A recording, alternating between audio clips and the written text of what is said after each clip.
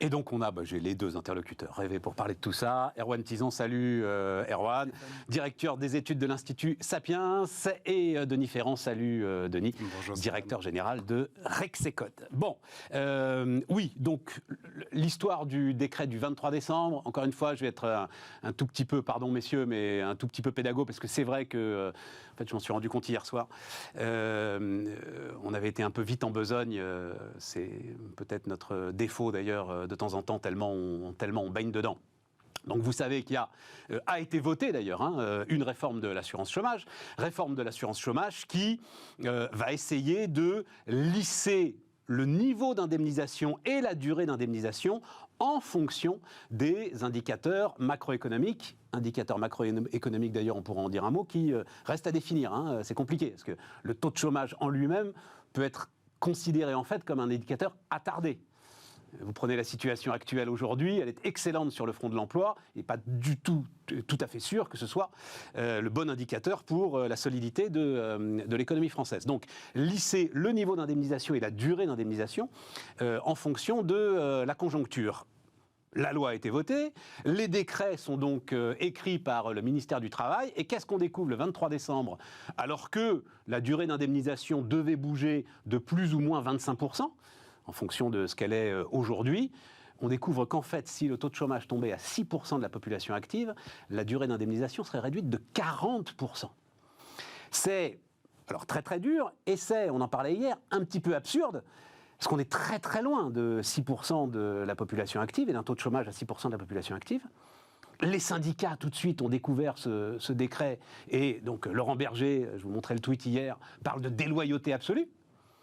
Et incompréhension totale. Et alors hier, donc je vais vous demander votre avis, hier Bertrand Martineau qui était avec nous, ancien, il a fait cabinet du ministère du Travail, il a été conseiller travail de Sarkozy et tout, il dit je ne comprends pas, je dis ça peut être un bug, il dit mais non c'est pas possible que ce soit un bug à ce niveau-là, c'est trop grave, trop important. Résultat des courses ce matin, Elisabeth Borne dit exit le décret inutilement provocateur. Ouais. Comment est-ce que... Enfin, d'abord, vous étiez au courant qu'elle avait dit « exit le décret » parce que c'est sorti ce matin. Comment est-ce que tu analyses la séquence, Denis ? Oui, c'est vrai qu'elle est un peu irréelle, cette séquence. J'avoue, en plus, le timing... Ah, mais c'est surtout ça. Provocation vis-à-vis des syndicats, alors qu'on va en parler, on démarre la négo sur les retraites. Oui, mais tout a été mal emmanché dans cette histoire. C'est quand même assez surprenant la façon dont ils l'ont fait. Et d'ailleurs, il y a un point qui est très important que tu as évoqué, c'est quel est le bon indicateur que tu dois déployer aujourd'hui. Le taux de chômage, à l'échelle nationale, 7%, 6%, oui, mais ça veut dire 3% dans certains territoires, ça veut dire 14% dans d'autres. Est-ce que la baisse d'une allocation à une échelle nationale va te permettre de faire de la réallocation d'un territoire à l'autre ? C'est quand même sacrément épineux. Est-ce qu'en fait, il ne vaudrait pas mieux privilégier les questions de taux d'emploi ? Qui me semble être en réalité, d'un point de vue de macroéconomiste, ce qui est beaucoup plus révélateur de la dynamique économique que tu as intrinsèquement dans une économie. Et en regardant le taux d'emploi... Taux d'emploi, attends, il faut être clair. Taux d'emploi, c'est quoi ? Taux d'emploi rapporté à la population active ? Voilà, rapporté à la population en âge de travailler. Combien de personnes as-tu en emploi relativement à la quantité de personnes que tu pourrais mobiliser compte tenu de critères d'âge ? Donc, en gros, le taux d'emploi, tu le définis par le rapport entre les personnes âgées de 15 à 64 ans sur la population âgée de 15 à 64 ans. Et d'ailleurs, c'était un des indicateurs qui servent... Et ça ne revient pas exactement au même, ça, le taux d'emploi et le taux de chômage ? Non, pas du tout, parce que, en fait, la différence entre le taux d'emploi et le taux de chômage, c'est le taux d'activité. Le taux d'activité, c'est l'ensemble de la population qui est active, qu'elle soit en emploi ou au chômage. Ce qui compte, en réalité, c'est le nombre de personnes que tu as en capacité de créer véritablement de la richesse, et donc le nombre de personnes qui sont en emploi. Tu es dans une démarche qui est beaucoup plus positive. Et d'ailleurs, c'était le critère... J'ai pas compris, Denis. Alors... J'ai pas compris la différence. Prenons du temps parce que ça m'intéresse là. Oui. J'ai pas compris la différence entre le taux de chômage et le taux d'emploi. Le taux de chômage, c'est... Le taux de chômage, il est rapporté à la population active. Oui, rapporté à la population active. Le taux d'emploi, il est rapporté à la population en âge de travailler. D'accord. Qui est plus importante que la population active. Oui, tout à fait. En fait, le taux de chômage, c'est un partage de la population active entre des personnes qui sont en situation d'emploi et des personnes qui sont en recherche d'emploi. Mais ça ne te dit rien de la quantité de personnes que tu mobilises. De ceux qui sont sortis du marché de l'emploi. Exactement. Alors qu'ils devraient y participer. Alors qu'ils devraient y participer. Ça y est, j'ai compris. Et donc, quand tu te préoccupes du taux d'emploi, tu t'interroges sur les raisons pour lesquelles des personnes ne sont pas seulement au chômage, mais sont aussi en dehors du marché plus large, du marché du travail. Et c'est là que tu vas toucher justement des problématiques qui sont très intéressantes, parce que tu vas te rendre compte que là où tu as un défaut, on en avait déjà parlé à quelques reprises, là où tu as un défaut de taux d'emploi en France, c'est sur le taux d'emploi des personnes à très faible niveau de formation initiale. Et on sait qu'il faut un investissement en termes de formation professionnelle, de remise à niveau de compétences notamment en termes de savoir-être. Tu as un investissement qui est beaucoup plus important, qui va au-delà de la simple métrique qui consiste à dire « ouais, mais je baisse les allocations et vous allez voir, ça va créer une telle incitation que tout le monde va revenir dans l'emploi ». Non, quand tu t'interroges sur le taux d'emploi, tu t'interroges sur les raisons pour lesquelles les gens sont en dehors de l'emploi. Okay. Et là, ça va te renvoyer des problématiques qui sont beaucoup plus larges, beaucoup plus engageantes et qui déploient véritablement de la politique dans l'emploi. Erwan ? Deux choses. Sur le timing, moi je pense effectivement, comme Denis, que ça a été absolument catastrophique. Pourquoi ? Parce que quand tu sors ça le 23 au soir, tous les journaux, tous les sites médias te titrent baisse de 40% des indemnités. Les vacances de Noël, c'est l'occasion de voyager un petit peu en famille et de prendre un petit peu le pouls et de voir un peu comment les gens prennent l'ambiance et les actualités. Moi, entre le 25 et le 31, tous les jours, on m'a dit comment ça se fait que mes indemnités vont baisser de 40%. Non, c'est pas vrai, je te crois pas. Je te jure que si, Stéphane. Parce que les titres, c'était le chômage va baisser de 40%. Mais les gens ne se posent pas la question de... Ça a été des tout petits titres. Non mais Stéphane... Ça a été assez peu repris en fait. Ah bah du tout, tu regardes sur les réseaux sociaux, quand tu te balades sur les réseaux sociaux, en plus il suffit que tu sois enfermé dans une bulle justement où tu n'as que des actualités comme ça, et tu es abreuvé de ça, et tu as l'impression que c'est la seule actualité. Et moi je peux t'assurer que de tout milieu, de toute région confondue, ça alors, les indemnités vont baisser de 40%. T'expliques, etc. Donc déjà, au niveau timing, c'était pas top. Ensuite, sur le fond même du problème. Effectivement, la réforme, la réforme portée par Ferracci, il y avait des bonnes idées. Il y avait effectivement... Alors attends, Ferracci, Marc Ferracci, c'est ça ? Le député qui était l'ancien conseiller spécial de Pénicaud pendant 5 ans. Et aujourd'hui, député Renaissance, aile gauche de Renaissance, on va dire. Qui est un économiste, en tout cas, qui a des travaux académiques avant sa carrière politique, qui du coup sont assez solides là-dessus et qui sait de quoi il parle. Il y avait l'idée de dont le père a investi dans le football. Exactement. Il y avait l'idée de copier un petit peu le modèle canadien. Seulement quand tu regardes la réforme, quand elle arrive à terme, il manque effectivement un truc qui est primordial. Il y a l'aspect régional, mais il y a surtout l'aspect qualification.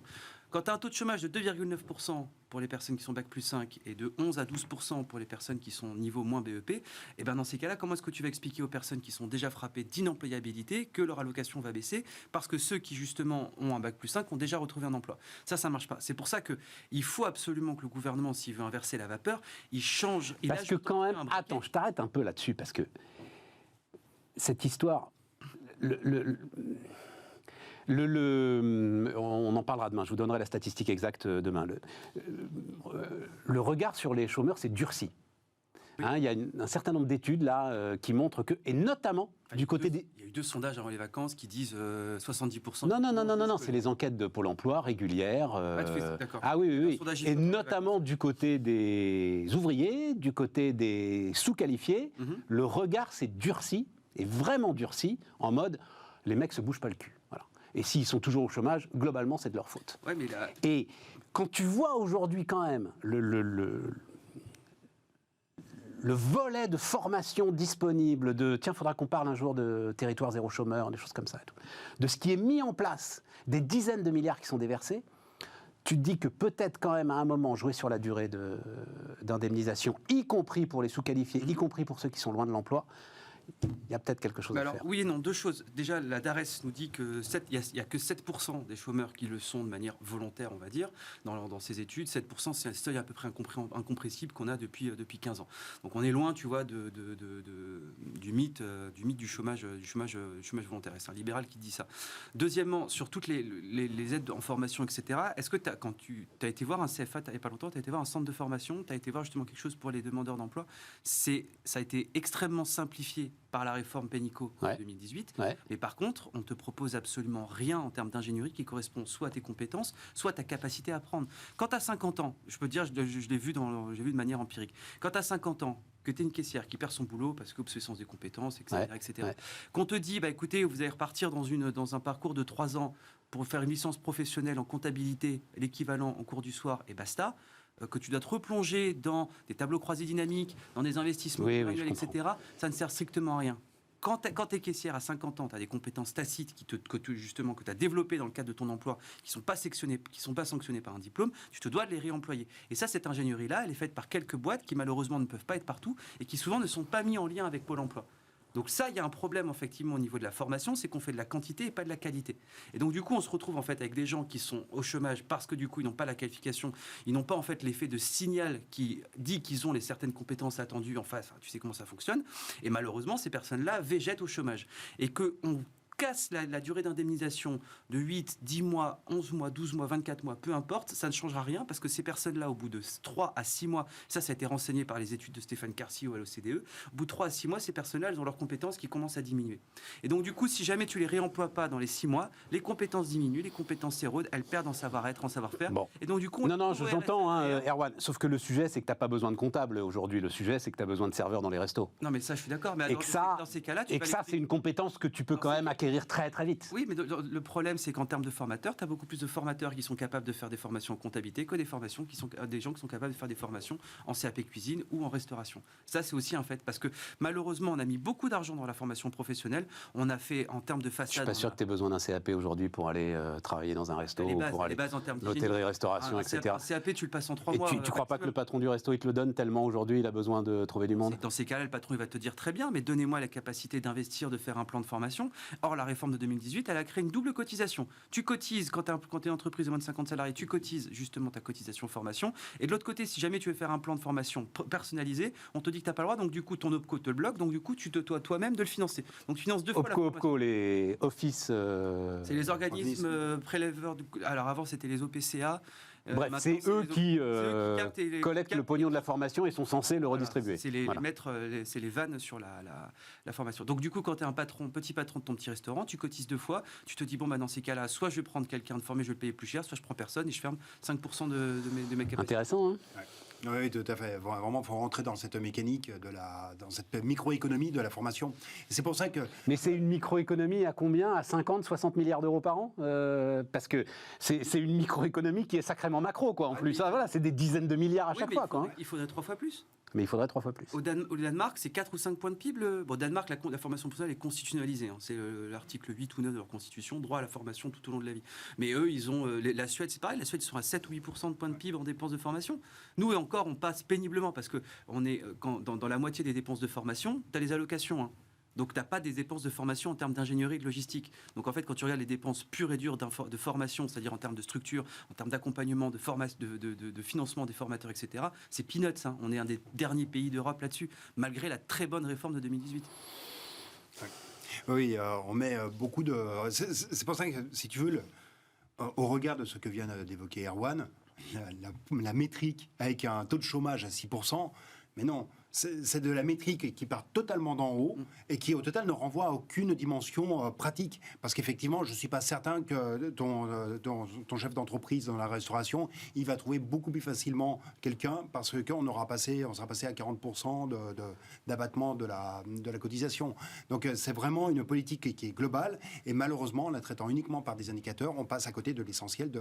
Bon, mais ils vont... Alors, a priori, enfin, la réflexion, c'est de créer, comme il y a le Conseil d'orientation des retraites, le Conseil d'orientation de l'emploi. Oui. Je disais hier à Bertrand que c'était un boulot pour lui. C'est peut-être un boulot pour toi aussi, Erwan. Derrière. Il va y avoir un haut commissaire à l'emploi qui va être créé d'une manière ou d'une autre. Il existe déjà le Conseil d'orientation pour l'emploi. Mais en réalité, il se saisit peu de ce type de sujet. Et malheureusement, il est un peu trop discret probablement sur ces sujets. Il avait abordé notamment toutes les questions de difficultés de recrutement, mais sans être véritablement prescripteur. Et donc, ce Conseil d'orientation pour l'emploi, pourquoi pas, mais pour quelle fin? Comment est-ce qu'on arrive à mettre... Ce qui est très intéressant, c'est vraiment de mettre en cohérence tous les acteurs. Et il y a notamment, ça devrait... là, c'est France Travail là, qui c'est exactement mon point. Est en train de finaliser sa création. Voilà. On est dans la préfiguration de France Travail, mais si on ne traite pas de manière globale ces questions de chômage et de formation professionnelle, on passe à côté de l'essentiel. Mais au niveau local, forcément au niveau local, comme tu le disais. Une réflexion qui soit locale, tout à fait. Sauf à imaginer de créer toutes les conditions de la mobilité des personnes dans l'emploi. Ce qui fait que tu as des poches de chômage à 3% d'un côté et à 14% de l'autre, c'est parce que la mobilité dans l'emploi est quelque chose qui est extrêmement... pas seulement dans l'emploi, mais la mobilité géographique est quelque chose qui est aussi très compliqué à organiser. Mais là, tu tombes sur l'autre dossier. D'ailleurs, ça m'a surpris. Enfin, ça m'a surpris, non, parce que il n'y en a même pas un mot dans les vœux du président sur les 20 minutes, c'est le logement. Oui, le logement, bien entendu. Là, tu arrives sur... tout à fait. Comment France de propriétaire, comment est-ce que ta maison se transforme en prison à partir du moment où l'usine ferme, que ta maison vaut plus rien, que tu as 20 ans de crédit dessus et que tu peux pas partir. Ouais. Voilà, tout ça. Ouais. Ah oui, tout à fait. C'est là une complexité qui est majeure et que l'on ne sait pas traiter pour l'instant. Non. Bon, mais ça nous éloigne de la question. C'était super intéressant, mais ça nous éloigne de la question. Parce que la question, c'est pourquoi cette provocation? Donc je disais hier, ce bourre-pif en pleine paix, quoi. Pourquoi cette provocation alors que va démarrer la discussion sur les retraites? On disait hier, Wilfried Galland, qui était là aussi hier, disait peut-être pour Bruxelles.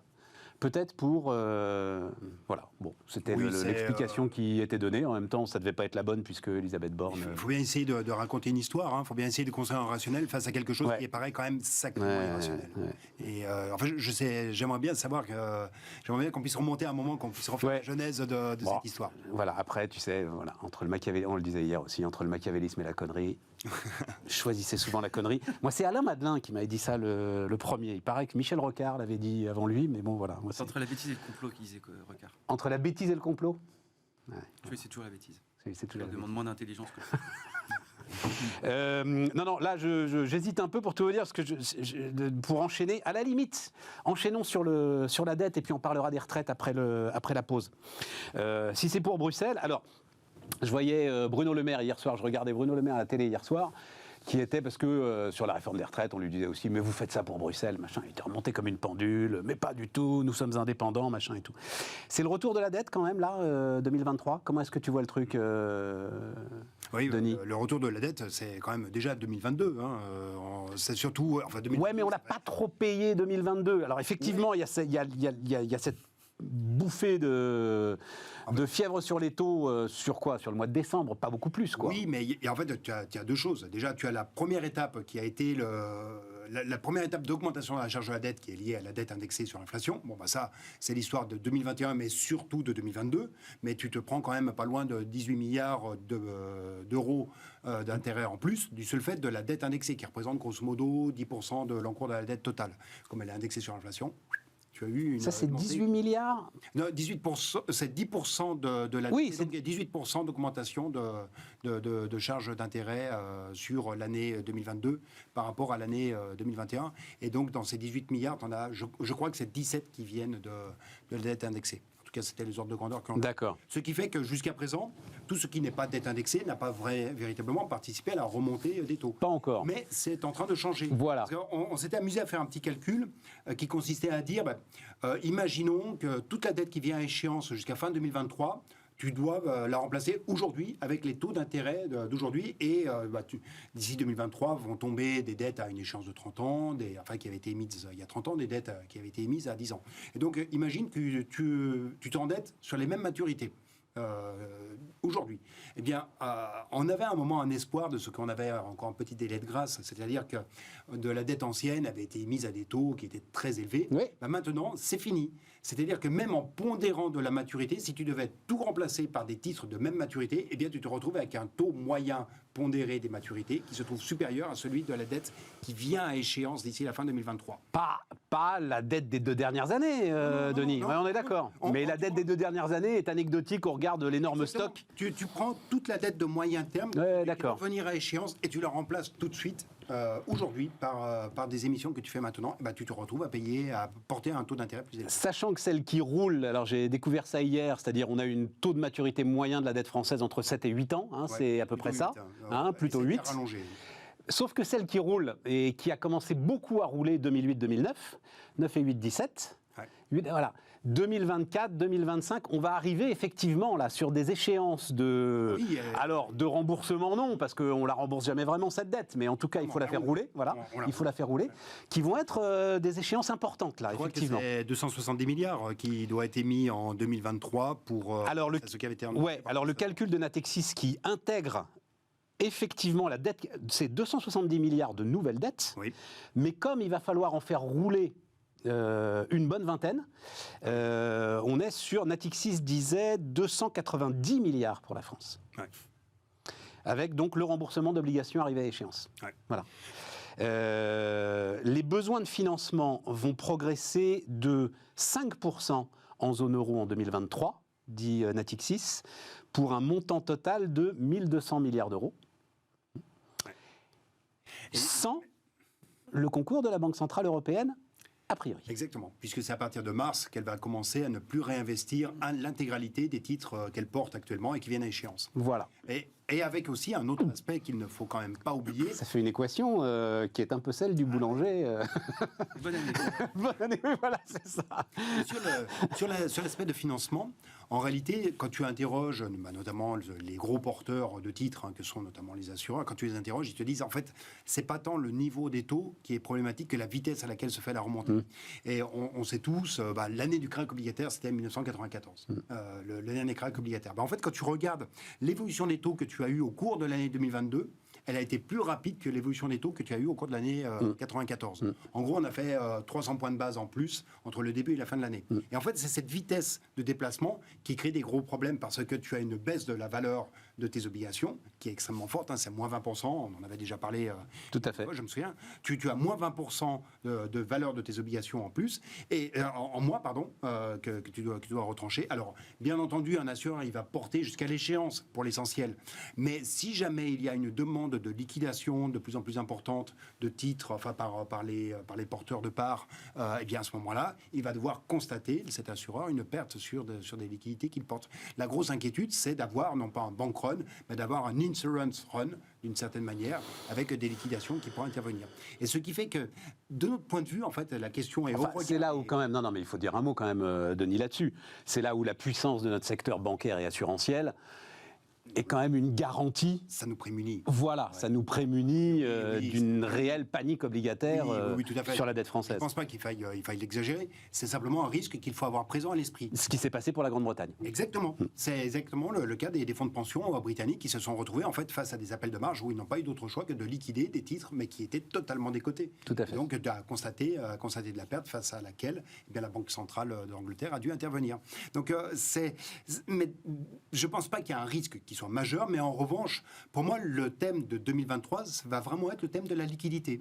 Parce que la liquidité, dans toutes ses dimensions, c'est quand même sacrément resserré en 2022, quand on voit les émissions... Quand tu dis liquidité, c'est la capacité qu'on va avoir à aller chercher ces 290 milliards. Oui, la capacité de la zone euro à bien aller chercher ces 1200 milliards. Tout à fait, mais la liquidité, elle est vraiment multiforme. C'est la liquidité de marché, la liquidité sur les titres souverains, mais c'est aussi la liquidité pour l'ensemble des emprunteurs sur les marchés, mais également auprès du système bancaire. On est dans un contexte où les conditions du financement se sont resserrées, et donc on va avoir beaucoup plus de sélectivité qui va se faire désormais sur les possibilités de financement, et c'est ça qui fera que tu as une année qui soit une année de récession soft ou d'une récession qui soit un petit peu plus...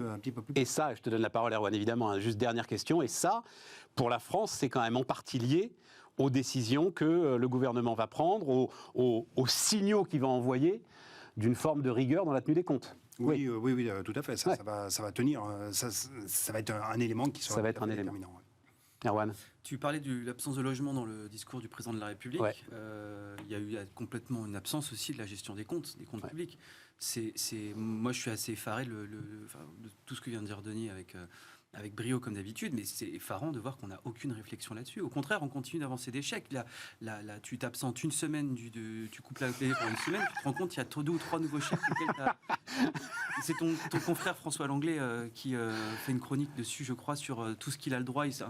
Il prend la chronique d'un mec qui se lève le matin et moi, en fait, toute sa journée est jonchée de chèques. C'est vrai. J'ai pas vu ça. Ouais. Tout du covoiturage au bois, au granulé, au machin, à l'essence. Je dois dire le chèque bois là qui est tombé là avant la fin de l'année. Ouais. Et donc ça, c'est en fait le gouvernement est tiraillé entre effectivement des signaux à envoyer, notamment à ces personnes qui veulent bien lui donner de l'argent à des taux plus ou moins intéressants, et surtout à l'opinion publique qui du coup est en demande de plus en plus importante d'avoir justement une intervention étatique et de boucliers multiples. On revient justement sur ce deuxième pan. Le premier pan peut-être qui va être la chance qu'on a peut-être aussi, c'est qu'en 2023 l'Allemagne va réappeler pas mal d'obligations, donc du coup il va y avoir un appel d'air sur l'euro. Oui. On se dit l'Allemagne justement de toute façon a besoin de liquidité, donc du coup potentiellement notre taux d'intérêt est en corrélation avec l'Allemagne, il pourrait en tout cas jouir de cette situation-là. Sur le côté justement financement, on va dire de la sphère réelle, en tout cas la protection de la sphère réelle, là-dessus c'est beaucoup plus complexe. Un débat qu'on a eu 1000 fois ici, c'est que vu qu'on ne peut plus vivre, la plupart des gens ne peuvent plus vivre décemment aujourd'hui de leur travail parce que leurs revenus sont complètement comprimés. Je rappelle, le revenu médian ces 15 dernières années a progressé 2 fois moins vite que le revenu du D1 et le revenu du D9, donc en gros des 10% les plus riches et 10% les plus pauvres. Donc moins vite, Erwan, on a tout le temps. Donc la classe moyenne, le temps c'est de l'argent. Non, pas, on est tranquille. La classe moyenne, justement, s'est largement appauvrie. Elle n'a plus la capacité, justement, de pouvoir mettre de côté, de pouvoir épargner. Sa proportion marginale à épargner, je crois qu'elle est à 9%, quelque chose comme ça. Donc tu peux plus aujourd'hui avoir, justement, un bas de laine pour te permettre de faire face à des inflations, des hausses inflationnistes, etc. Donc du coup, tu as une demande de plus en plus forte de la part de l'État. Et l'État est tiraillé justement entre ces Bien sûr. contraintes-là, qui fait qu'aujourd'hui, en fait, malheureusement, là, ça ne s'arrêtera pas en 2023. Et au contraire, je pense que cette demande pour avoir de plus en plus de la part des ménages va encore plus s'accentuer. Et je ne vois pas comment est-ce qu'à 115% de dette, tu peux aujourd'hui, sauf à faire quelques économies marginales sur l'assurance chômage ou sur les retraites. C'est Jean-Luc Tavernier, directeur général de l'INSEE, c'est Jean-Luc, c'est ça. Jean-Luc Tavernier qui, on vous l'avait montré d'ailleurs, juste avant les vacances, on va peut-être revoir l'image. Donc avant les vacances, il y avait eu une réunion du Conseil national de la refondation. Et donc Jean-Luc Tavernier avait fait un petit speech sur la dépense publique. Et il avait, alors je ne sais pas si on va pouvoir voir l'image, de toute façon on vous la montrera, il avait montré notamment la croissance de la dépense publique qui est aujourd'hui exclusivement le fait des dépenses de transfert. Exclusivement. Voilà, vous la voyez là. Donc c'est la courbe grise qui monte. Ça n'est plus de l'investissement, ça n'est plus de l'argent. Non, c'est exclusivement de la demande des dépenses de prestations et des dépenses de transfert. Ce qui devrait alerter, ce qui devrait être revu de tous les médias, c'est le fait que la courbe orange et la courbe rouge, donc Tiens, remettez-la. Respectivement, la courbe de la charge de la dette et la courbe des investissements sont quasiment identiques. Enfin, elles se rejoignent. Et ça, en fait, ça explique quelque part aussi la préférence pour le court terme qui est quand même symptomatique de notre État depuis les années 90 et qui fait qu'en fait, malheureusement, aujourd'hui, on n'est plus en capacité de créer justement de la richesse nouvelle. C'est pour ça aussi qu'on a des gains de productivité qui sont extrêmement faibles. C'est pour ça qu'on a une classe moyenne qui a un revenu qui stagne. C'est pour ça, du coup, qu'on se retrouve aujourd'hui à faire des politiques de chèques plutôt que de pouvoir dire aux gens, on a possibilité justement que chacun peut potentiellement se débrouiller soi-même. Et tant qu'on n'aura pas justement mis ça sur le devant de la scène médiatique, en tout cas, et donc du coup politique, je pense qu'il y a beaucoup de problèmes qu'on n'arrivera pas à solutionner, c'est certain. Tiens, et autre image à montrer, qui vient de Rexecode, pour le coup, avant la pause. L'image parallèle, c'est notre perte de compétitivité au sein de la zone euro. Oui. C'est alors donc voilà, mon confrère Raphaël Legendre de l'Opinion, mais il a raison. C'est vraiment la courbe qui devrait nous empêcher de dormir, parce que là c'est pas la Chine, c'est au sein de la zone euro. D'autant que si on était à un moment on était accompagné dans cette descente, c'était l'Italie qui connaissait un mouvement exactement similaire à celui que l'on a en France. Mais depuis 2010, en fait, quand on fait la même courbe pour l'Italie, on se rend compte qu'il y a eu un arrêt de cette dégradation, et même l'Italie est en train de regagner un peu de part de marché avec un tissu industriel qui a retrouvé des marges de compétitivité que nous on n'a pas encore réussi à se redonner.